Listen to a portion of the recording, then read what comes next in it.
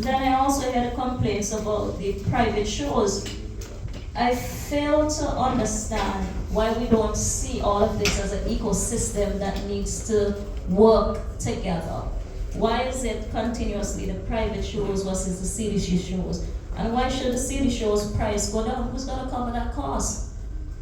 Because when the cost at the gate goes down, back for which the cost of city shows are dirt cheap.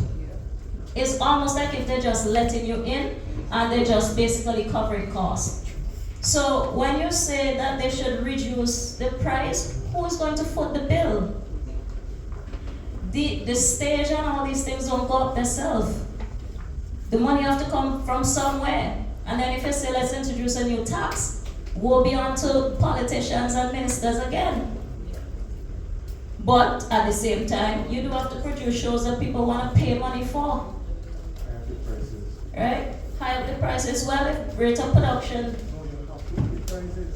prize money. Well, part of getting more prize money also comes from the fact that you too, as CDC, would need to ensure that you're running a ship that's also going to bring some profitability. You can't keep getting 100,000 more, 500,000 more every year. It's not sustainable, right?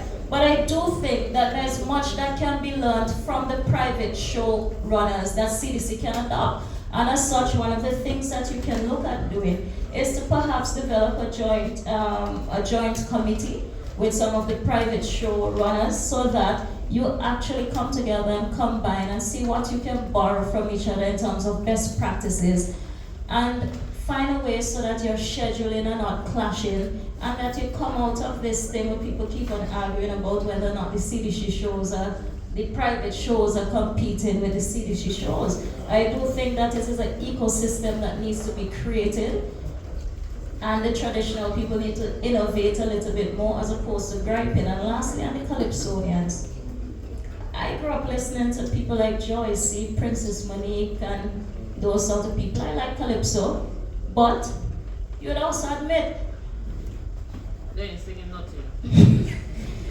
that a lot of the music, just recently one of the songs I really liked was Zion, All You Hypocrites. Now, whether or not you want to say that was political commentary, don't matter where you fall on the political spectrum, everybody knew it. It was striking, it was different. He didn't have no marketing budget beyond anybody else, but the song had to float to the top. It just had to. Sometimes you're singing a Calypso song and it takes 15 minutes. Nobody listens to a song that long, right? You just don't.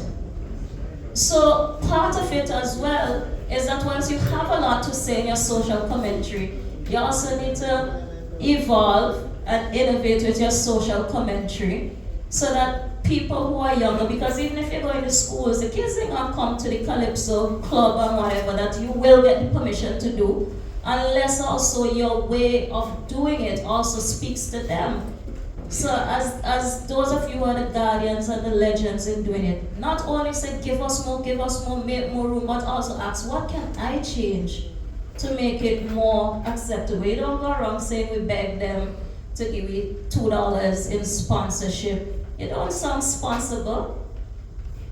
You have to make yourself attractive as well so that people want to touch their brand and put their spending money to it. That's how it works. So I'm sure Minister Cupid, which he has been doing, is arguing for more and more money for culture portfolio. But the reality is that you're arguing for more money in a time when money is scarce. So what could you also do to up your game in terms of the quality of what you offer to people? So that you could also get more money from corporates, so that they sponsor your show, so that they want to let your Calypso song be the song that's marketing their product and all of that. You have to also play a more hands-on, accountable role in the development of what you want your art form to be. And I do hope that my comments are taken in good faith. Thank you very much.